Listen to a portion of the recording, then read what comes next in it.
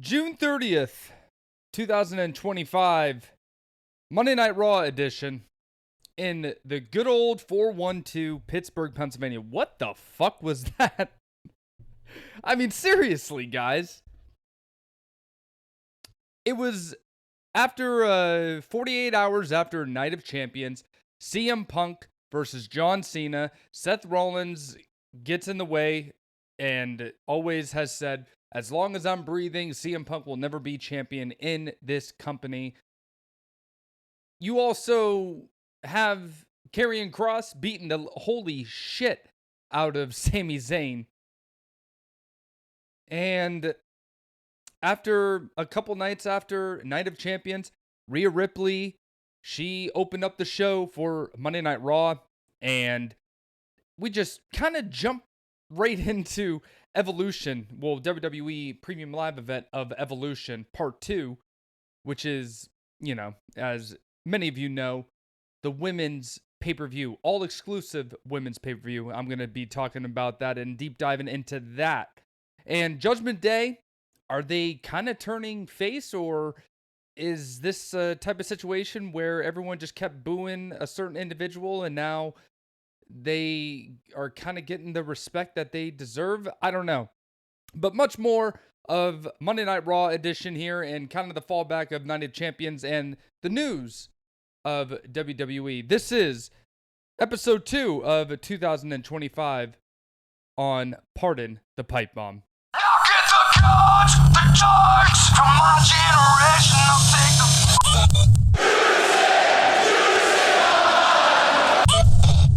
I have a lot of things I want to get off my chest. In anybody else's hands, this is a microphone. In my hands, it's a pipe bomb. I have a dream, that's all I need. I'll make it happen with some work and belief. Know what I want. And with that being said, that is literally the OG fucking intro music. Dude, it's been so long since I've made it, and I really thought about putting up a new type of... Oh, wait, let me lower that down here. I thought about doing like a new intro, but, if it's not broken, don't fix it. That's the way that I look at it. But anyways, thank you all very much for joining me here on the podcast. I am your host, Flamio, of course, and this is Pardon the Pipe Bomb.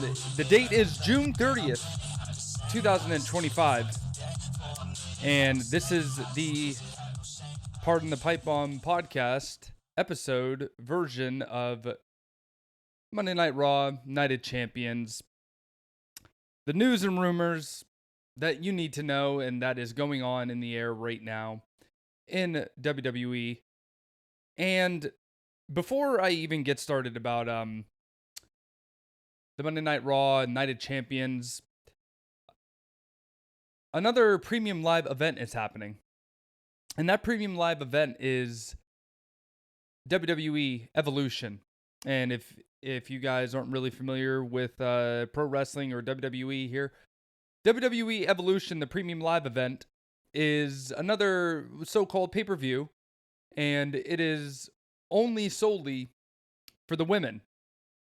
And hey, in theory, it's great, but what I really want to talk about is how WWE is kind of going back to its roots. And I know a lot of people say that as like a positive note, but really, if you think about it, if WWE goes back to their roots, i.e. Vince McMahon sort of thing, that's really not what is best for business here.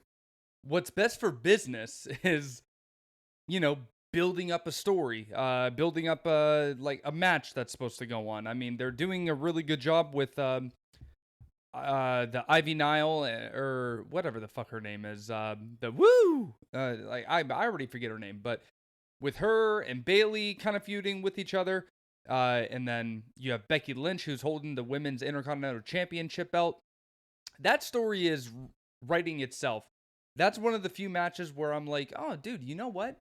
I could actually get into this. I can, get into the storyline of the the three women who are trying to fight over the mid card title for on the on the Raw brand here. And but everything else, like they're trying to get the women's tag team division in it. That's already a dying breed. I know I'm not alone in saying this. They just need to nix and can the WWE Women's Tag Team Championship belts. And I know I'm not alone in feeling like this with WWE Evolution here. And it feels very underwhelming. Do you know what I mean by that? And there are, a few layered, I don't know, reasons why the hype might not be as it should be. And one of the reasons is because you just had a premium live event in Saudi Arabia for Night of Champions. And then 2 weeks later, you're going to be having Evolution. And then you need to build up storylines on that aspect. And then 2 or 3 weeks after that is going to be SummerSlam. It's just, it feels very unnecessary, WWE Evolution. Or they could have picked a different time to do the premium live event. I mean, we know that WWE isn't going to just nix and can the whole idea of going to Saudi Arabia. I mean, that would be like an astroph. Yeah. That would be, I don't want to say nuke just because of everything that's going on over there.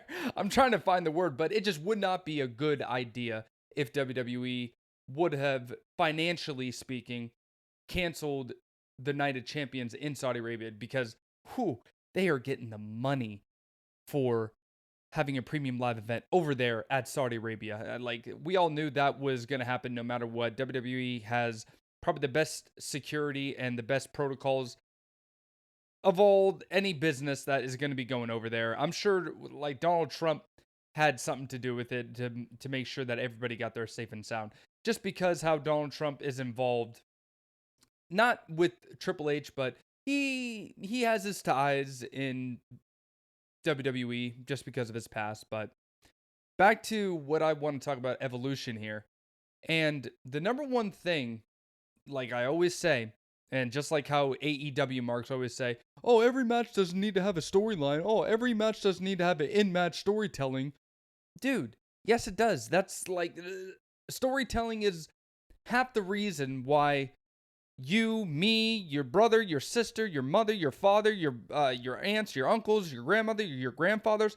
That is the reason why we all watch professional wrestling.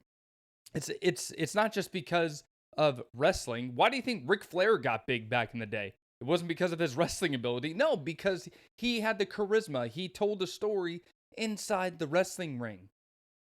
Get your head out of your asses, guys. But Evolution here has a poor build and a lack of star power, i.e., definitely the fucking women's tag team division, because they're going to be having Roxanne and Raquel Rodriguez facing off on the night of Evolution, facing off one team from Raw, one team from SmackDown, and one team from NXT. Gee, I wonder what team is going to be on the fucking Raw side. They kind of hinted at you with that for on the Raw brand.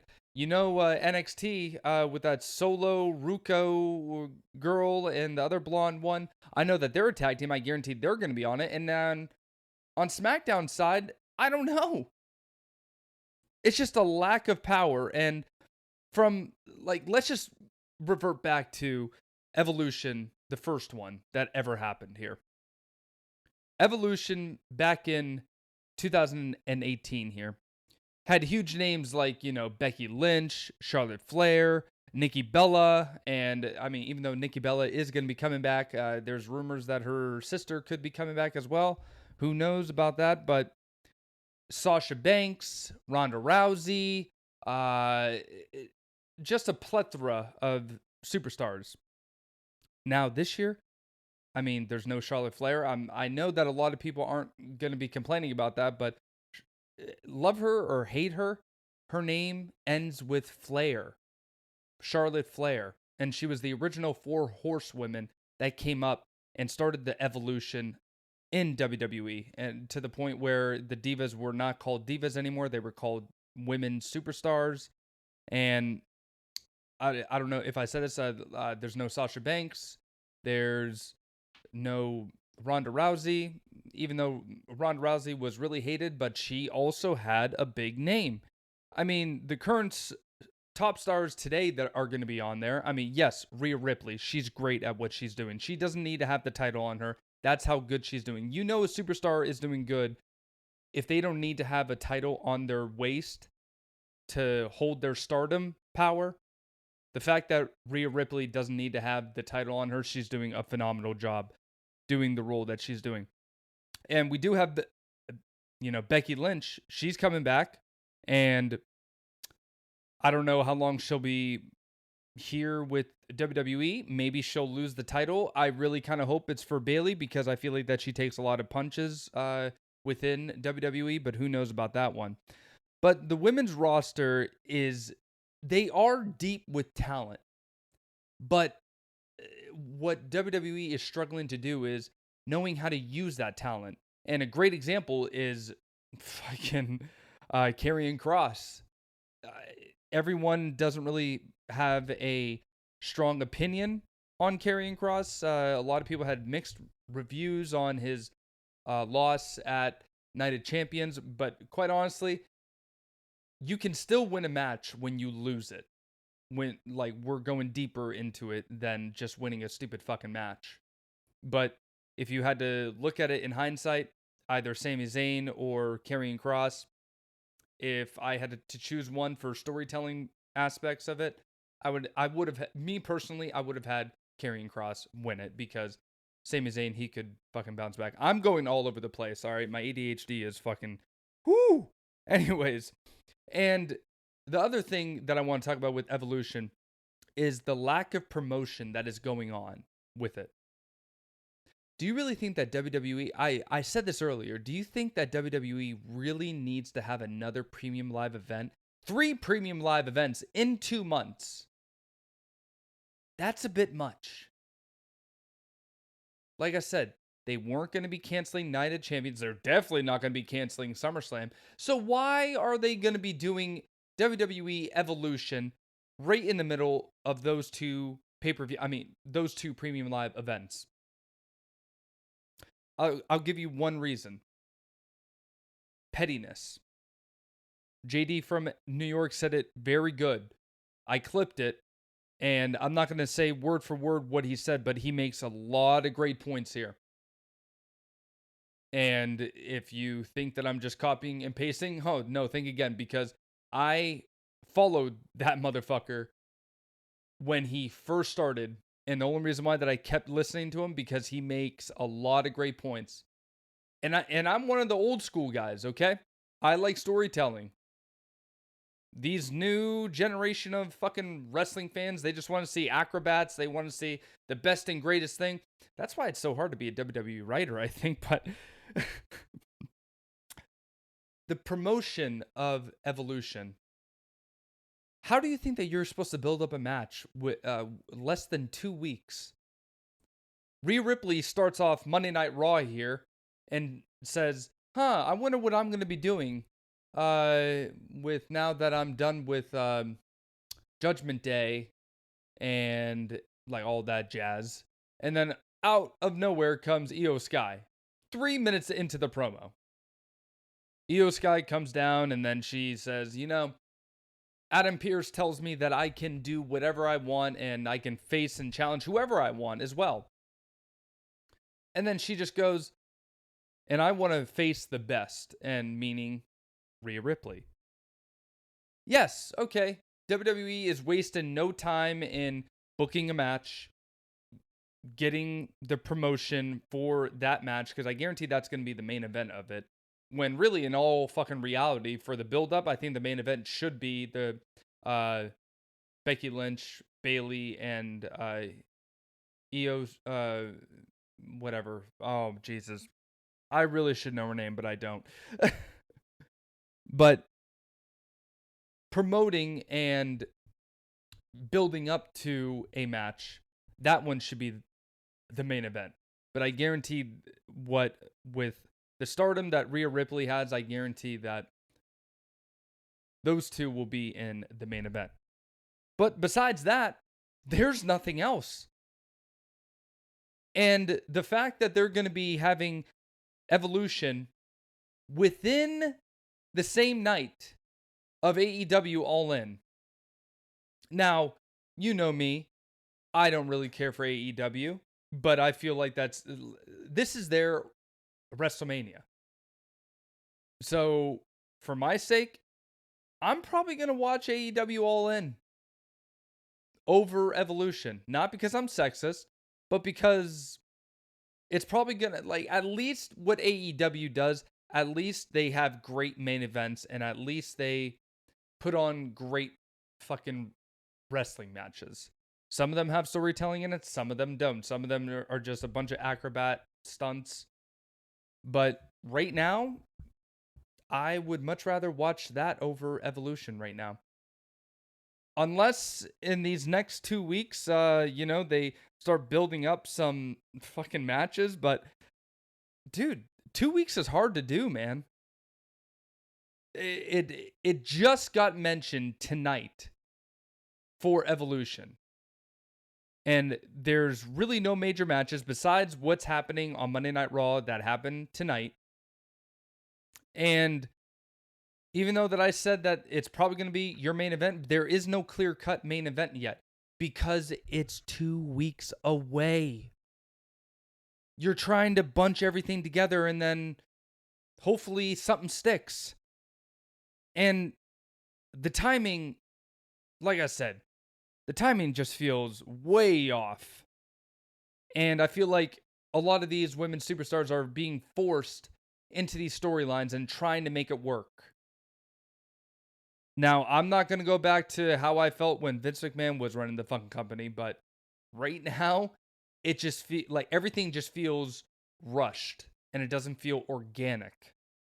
Literally, ever since WrestleMania 40, WWE really hasn't felt the same. It's been fine, but it's been slowly declining.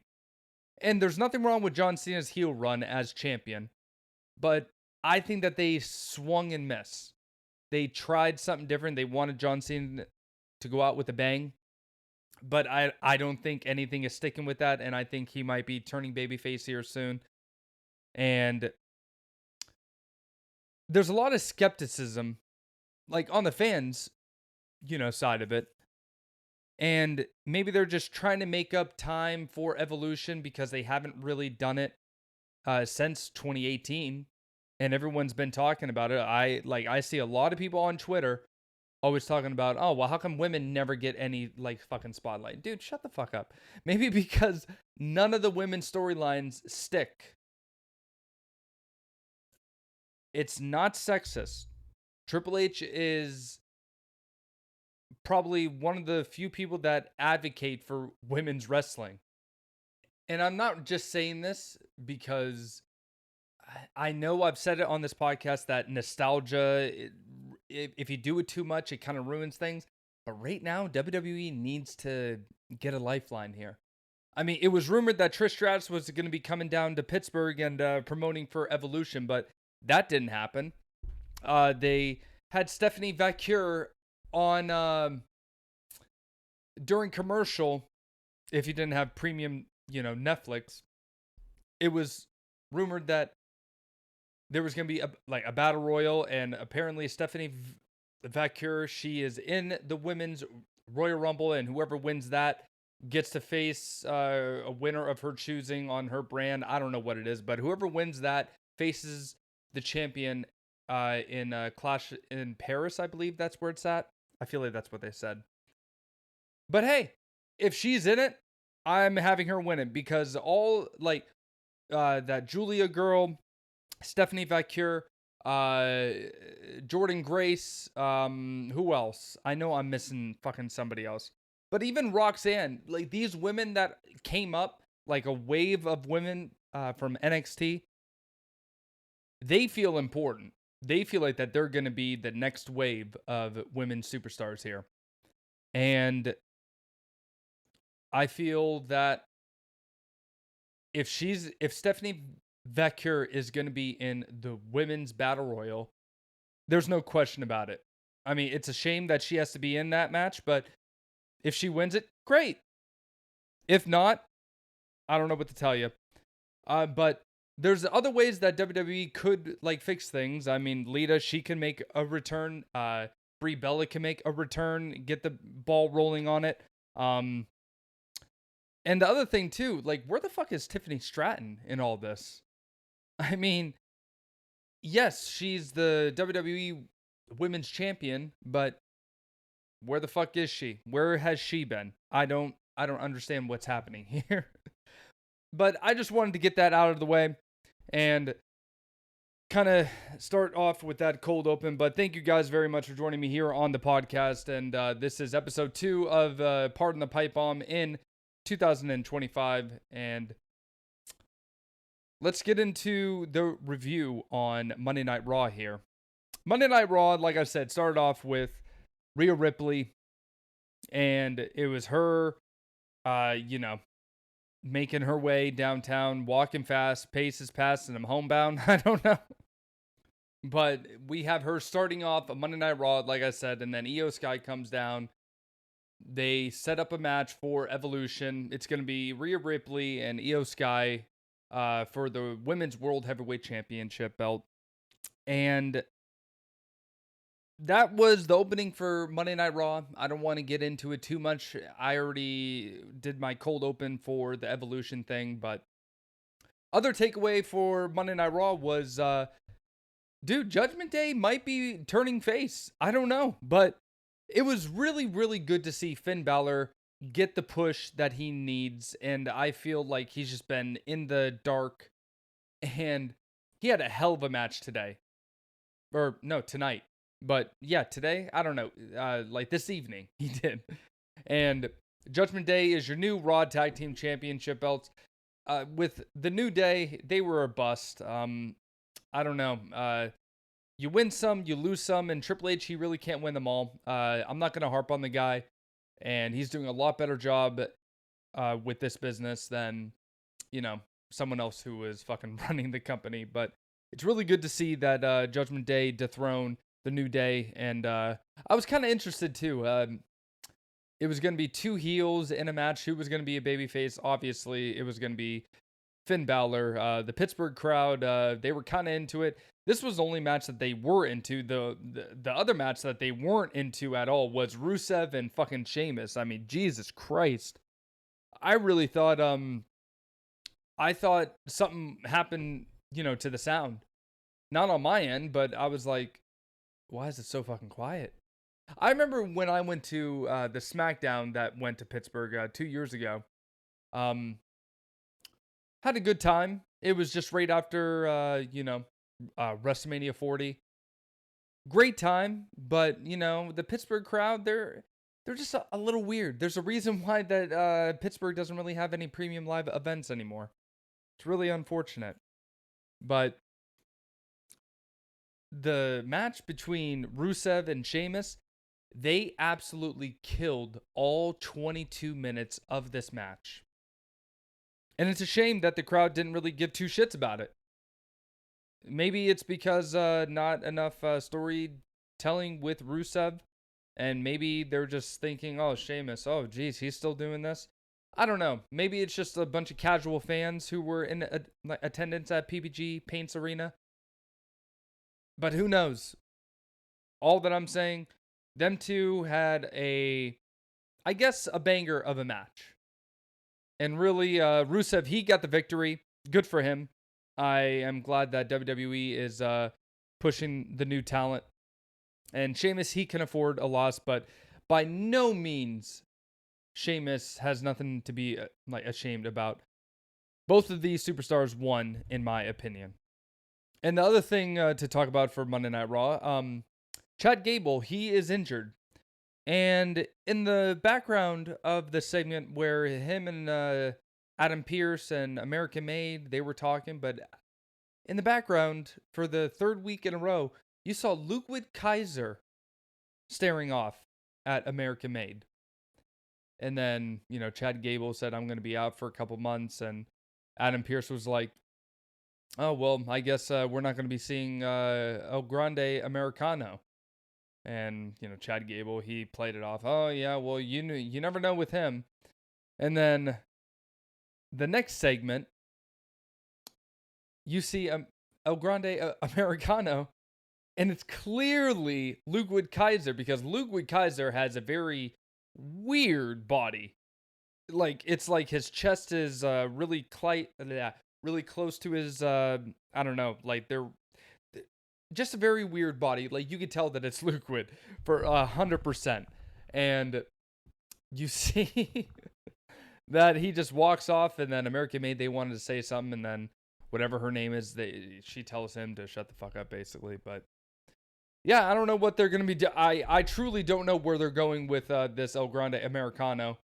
I really don't know, but I'm here for it, and because it's new, I don't know. And you also have Karrion Kross jumping Sami Zayn in the back just shortly after the El Grande Americano thing happened. And Karrion Kross, I knew this was going to be happening. I felt like that they just wouldn't have Sami Zayn win clean, and Karrion Kross just goes out and goes off into the darkness. I didn't see that happening.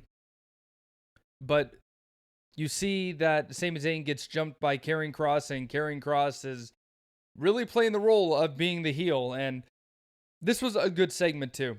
And this led up to the, decision with what was going to be happening for the main event on Monday Night Raw. And what happened was, Sami Zayn and Penta faced off against Braun Breaker and Bronson Reed. And that match ended with, obviously Braun Breaker spearing Sami Zayn, and Braun Breaker getting the 1-2-3, ending the main event on Monday Night Raw here. I really don't want to be that type of podcast to, go into every detail. What I just want to try to do, I just want to give you like the basic big points of the show, the main points that are happening on the show that catch my eye. So I'm going to give you guys my opinion on it. And that's all that I have for the Monday Night Raw review. I mean, it was a decent show. The crowd really didn't make it any better, unfortunately. And listen, I love Pittsburgh, but that was really hard to watch. And I don't know. I would love to hear my Twitter people who are from Pittsburgh and who went to the show. I would really love to hear what was it, just because it was a Monday evening and not enough time for happy hour and nobody got drunk enough? I mean, what? I don't know. I just know that when I went to the SmackDown event, it was a lot more lively, I guess is the right word, but I don't know. But let's move on to the news and the rumors that are going around as of right now. But before I do that, I just want to make one thing clear. The Karrion Kross ordeal that is going around, and in my opinion, I feel like it's taking the internet by storm with all this. A lot of people don't agree with the Karrion Kross booking decision on him losing against Sami Zayn here. I'm just going to give you my take on this. Win or lose, Karrion Kross and Sami Zayn is going to be continuing, and this is going to continue all the way through. I believe, in my personal opinion, it's going to go all the way through SummerSlam. I feel like that this is going to be like the same scenario with Damian Priest and Drew McIntyre. And either way, I feel like it's going to end with a third match. Karrion Kross and Sami Zayn, they're probably going to face off each other in Clash in Paris. That's my personal opinion. But my take is that Karrion Kross, either way, he looked good. You just see him and you believe that he can be champion. More so than John Cena right now. More so than, I'm sorry to say it, Jey Uso. More so than Gunther. More so than I'm not ready to say that one yet. I was going to say Cody Rhodes, but just like, Mariah May here, she has that it factor. Same goes for Karrion Kross. He just looks good. He looks like a boss level type of superstar, like somebody who should be holding a title. And the guy ultimately has the crowd on his side. I mean, he's blown up on his social media and he's blown up on his YouTube channel. But it's just hard for him because right now he's just in a weird spot. He's not in a spot where he can squash lower cards like, jabronis and do quick 10-second matches. I feel like personally that would ruin his character. But he's also not in that upper tier where he can face off the mid card people. Because personally, I think, and everybody else knows too, he's way too good to be in the fucking mid card. Everybody knows him as the NXT champion, and when he held that title, when he was on the run with NXT, he just looks like a fucking champion. So like right now, high profile matches with no rewards is what he's in right now. So I think with him being in a feud with Sami Zayn, it's definitely long term and it's definitely leading to somewhere, but I think everybody's just kind of like thinking, to themselves, where's this going? I don't maybe it's going to go on a deeper level here. I'm liking where they're going. I like that Karrion Kross attacked Sami Zayn in the back and had a backstage segment. But I want to see where this is going. I want to see this continue. And basically what he needs, as in Karrion Kross, he needs a strong premium live event promo. Like a promo on a premium live event. Like come out into the ring, get the crowd involved. He needs something like that. And, with him and Scarlett, he needs a program that he can win. And I feel like that if he does have another match with Sami Zayn, i.e. Clash of the Titans or Clash in Paris, whatever that it is, he's definitely going to be winning that one. If he can have a premium live event where he wins, and especially with, Sami Zayn, he's no easy task. I feel like that would be good for his character as well. And he kind of needs like a creative reset. I mean, he was in it with AOP, and since they got released, I think that's what they're trying to do. I think that Triple H is trying to kind of push him away for a little bit, but keep him in like the back seat where you can see him. That's why he keeps doing these like little segments backstage. He's not really coming out to the crowd, but you always see him on TV every week. And I guess he does WWE main event matches, and just to keep his rust off.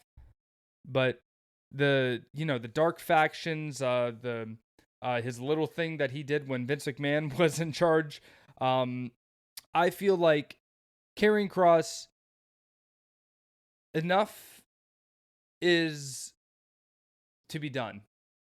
And enough is to showcase him. But unless if he wins soon, his presence and his his aura, I guess, it's going to fade away. So WWE, in my opinion, they need to get Karrion Kross on a winning streak, or just a win. Just make him relevant. Make it, and a clean win at that. Maybe have Scarlett do something, but like nothing too overdramatic. I mean, Scarlett is there. I mean, like that's a classic heel thing to do. I feel that WWE should do something with that. But anyways, let's get into the news here. WWE announced War Games is back for 2025. WWE, they officially confirmed that War Games will return at Survivor Series on November 29th at San Diego's Petco Park. That's their baseball stadium. This year's shows will feature both men's and women's War Games bouts, returning the iconic 2-ring, 1-cage format to WWE's Big Four event. And tickets go on sale July 11th with pre-sales beginning July 9th. Roman Reigns, he is featured on it. And that's for, like the marketing aspect of it. And with speculation, he'll be returning for SummerSlam before closing the year in San Diego. I'm just going to give you my opinion on this. Unless if they have a good storyline with 2 women factions, then I'm all for it. But if they're going to do something like that they're doing with Evolution and only have 2 weeks of build, and kind of like what they did last year with the WWE Women's War Games match, I don't want to see it. Even though that they do, deliver, was it necessary? I could take it or leave it. But if they don't have at least a 4 or 5 week build towards War Games, men and women, then what are we doing here? I'm just being honest. Survivor Series, War Games. War Games is probably going to be the new Survivor Series thing. It's not going to be a, 5-on-5 matchup like a Survivor Series would be, but I personally like the War Games better. As long as they don't beat it into our heads, it can maybe become a new traditional thing to do on Survivor Series. Who knows? But on to the next news and everything that's going on around here. Goldberg's retirement match is set, but not in Israel. What the fuck does that mean?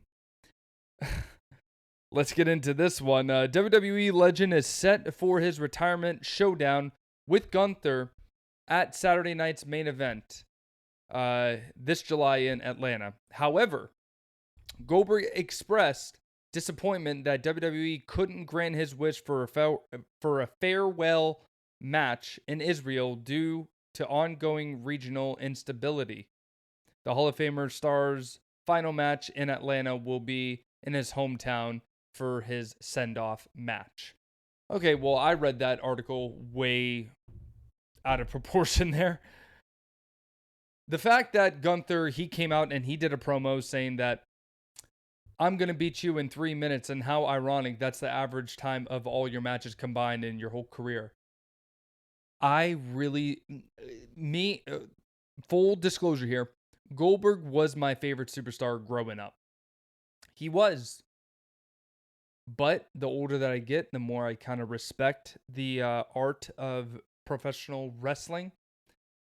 And the way that they built up fucking Goldberg is just like, okay, I understand why, if I was an older man and wiser man, that I would hate Goldberg. And now I really do understand that wholeheartedly. If you want Gunther to be a badass champion again, you will indeed have him beat Goldberg in less than 5 minutes. Because, dude, after that Undertaker Goldberg match in Saudi Arabia, I believe it was the Super Showdown. If they do that again, absolutely not. Or even him and the Fiend, Bray Wyatt. Rest in peace. Absolutely, they cannot have Goldberg win this match. And this news article that just came out all but confirms that. And with that being said, I really hope that Gunther does beat Goldberg. Not in dominant fashion, but I just want it to be a squash. Because I think that would be poetic in some way. With Goldberg always squashing his fellow stars in the ring. I feel like it would be kind of like the passing of the torch of badasses in the fucking ring. But Gunther is calling his shots, and I do feel like I am going to be agreeing with him and that he's going to be absolutely demolished Goldberg in Saturday night's main event in Atlanta. Jesus. In Atlanta, Georgia. I mean, for fuck's sake, I didn't think I was still going through puberty. Jesus Christ. Oh, man. But anyways, that's going to be it for tonight's episode, guys. Episode 2 of Pardon the Pipe Bomb podcast.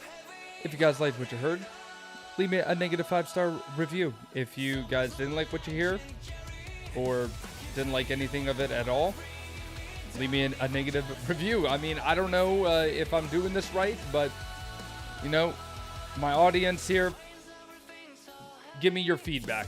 And if you guys like the intro, if you guys want me to update it, leave a comment down below. I'll do my best that I can. But that's going to be it, like I said.